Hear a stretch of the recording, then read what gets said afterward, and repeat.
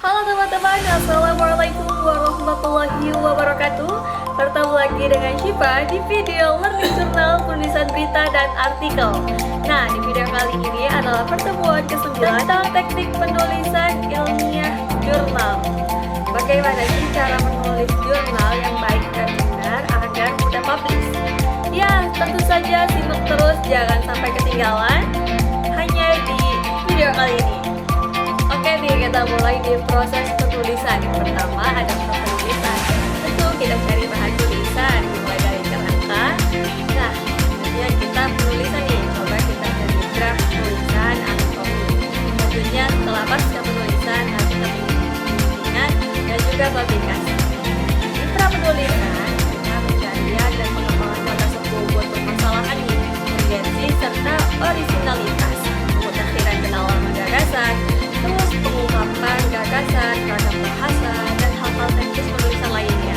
Selanjutnya kita juga harus pemahaman metode. Ada dua sih, penelitian kualitatif dan juga penelitian kuantitatif. Selanjutnya pencarian referensi, bisa kita dari jurnal, bisa dari buku, dan lain-lain sebagainya. Tapi yang jelas itu sangat penting kita menemukan data yang akurat. Nah, tulisan ini bersifat universal, serta gaya bahasa yang digunakan itu sistematika penulisan, cara merujuk dan cara menulis daftar rujukan. Yang selanjutnya penyajian tabel nih, penyajian gambar, penulisan identitas itu menjadi kelarasan dalam penulisan karya ilmiah. Ya, pokoknya kita harus berusaha coba menulis, jangan sampai kita tetap menulis, karena kalau kita terus kapan kita mau mulainya? Jadi yuk kita pelan-pelan coba belajar menulis. Oke, lanjut, kita selanjutnya membahas abstrak nih. Jadi dalam penulisan karya ilmiah ada abstrak, yaitu ringkasan dan juga padat tentang ide-ide yang paling penting. Ya, tentu aja membuat masalah atau tujuan penelitian, terus prosedur penelitian, ringkasan hasil penelitian jadi satu paragraf.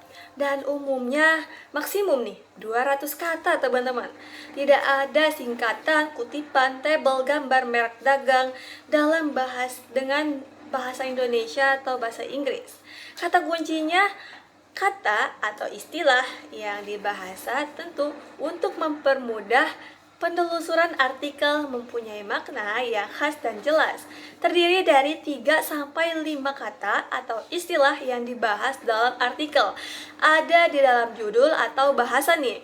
Sebaiknya mengacu pada thesaurus, kumpulan istilah dalam satu bidang tertentu. Ya, untuk bidang ekonomi mengacu pada JEL Classification. JEL itu adalah Journal of Economy Literature. Selanjutnya kita masuk nih ke pendahuluan. Jadi di pendahuluan itu ada latar belakang atau rasional penelitian. Selanjutnya ada uraian permasalahan yang akan diteliti nih. Dalam status ilmiah disertai sumber acuan, data, dan juga referensi. Selanjutnya pernyataan umum, tidak perlu nih sumber acuan. Tentu pasti kita harus menggunakan wawasan rencana pemecahan masalah. Yang selanjutnya kita membuat rumusan tujuan. Penelitian umumnya 3-4 paragraf. Sangat mudah kan? Yuk kita mulai.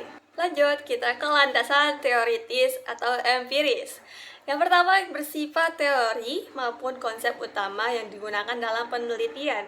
Studinya terdahulu nih yang relevan dengan penelitian. Selanjutnya kita adopsi dan modifikasi model penelitian dengan metodologi uraian terperinci tentang prosedur penelitian.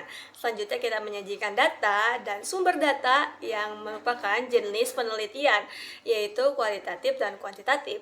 Selanjutnya spesifikasi model, yaitu bagaimana nih data dianalisis dan diadopsi dengan modifikasi metode ditulis dari sumbernya. Jika ada modifikasi harus dijelaskan dengan bahan analisis, cara penarikan sampel, prosedur analisis, pengumpulan data, cara perhitungan atau analisis sampai diperoleh, terolah, diuraikan dengan terperinci. Selanjutnya ya teman-teman, jadi hasil dan pembahasan uraian mengenai hasil dan analisis pembahasan merupakan bagian utama artikel ilmiah itu. Selanjutnya disajikan dengan bersistem dan diperjelas dengan ilustrasi. dan diperjelas dengan ilustrasi, tabel dan gambar. Tabel dan gambar ini sangat harus sederhana, jadi data ilustrasi harus ditafsirkan dalam uraian dan memperhatikan masalah. Wah, tidak terasa nih, kita tinggal sedikit lagi prosesnya, yaitu tentang hasil dan pembahasan, menjawab masalah penelitian atau merujukan bagaimana tujuan penelitian tersebut dicapai. Selanjutnya kita menafsirkannya, hasil-hasil penelitian, dan membandingkan hasil penelitian dengan model atau teori yang diacu. Nah, merupakan tempat penulis mengemukakan pendapat dan juga argumentasi secara bebas, tetapi singkat dan juga logis, teman-teman.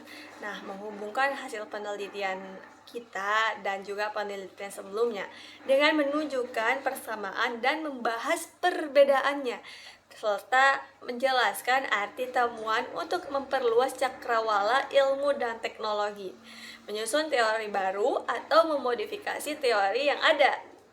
Bisa juga kita membuat nih yang terakhir kesimpulan dan juga saran. Hasil dari kesimpulan dan juga saran itu bukan hasil kopas dari pembahasan, tetapi pernyataan pendek atau generalisasi dari temuan yang memuat jawaban atas pertanyaan penelitian berupa deskriptif atau numerik. Selanjutnya, membuat implikasi temuan penelitian, saran yang bersifat praktis, pengembangan teori, dan juga arah penelitian lanjutan. Tentu yang paling terakhir ya apa teman-teman, yaitu buat daftar pustaka. Ya, harus lengkap sesuai dengan rujukan dalam teks. Tata cara penulisannya mengacu pada aturan jurnal yang bersangkutan. Setelah kita sudah selesai menulis, ternyata kita harus revisi nih naskah tersebut dari mulai abstrak, isi, bacaan, ejaan, tanda baca, teknik penulisan, penyajian gambar atau tabel, selanjutnya referensi, dan lain sebagainya. Setelah kita udah direvisi, kita penyuntingan naskah nih untuk memperkecil kelemahan dan kesalahan draft naskah tersebut. Selanjutnya ke publikasi. Tentu kita buat nama secara berkala, kelembagaan penerbit, penyunting, dan juga kemantapan penampilan, gaya penulisan, substansi, dan juga keberkalaan kewajiban pasca terbit, dan lain sebagainya. Mungkin itu aja teman-teman yang bisa Siva sampaikan. Sangat berbobot sekali ya membuat jurnal ini. Tak semudah yang dibayangkan dan juga tak sulit yang dibayangkan. Jadi yang tengah-tengah aja.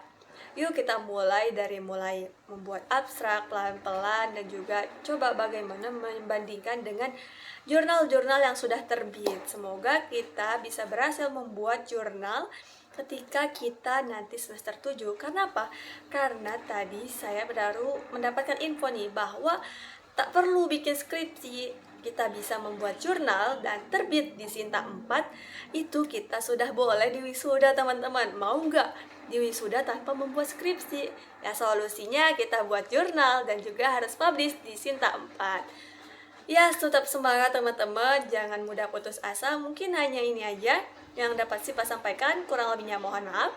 Wassalamualaikum warahmatullahi wabarakatuh.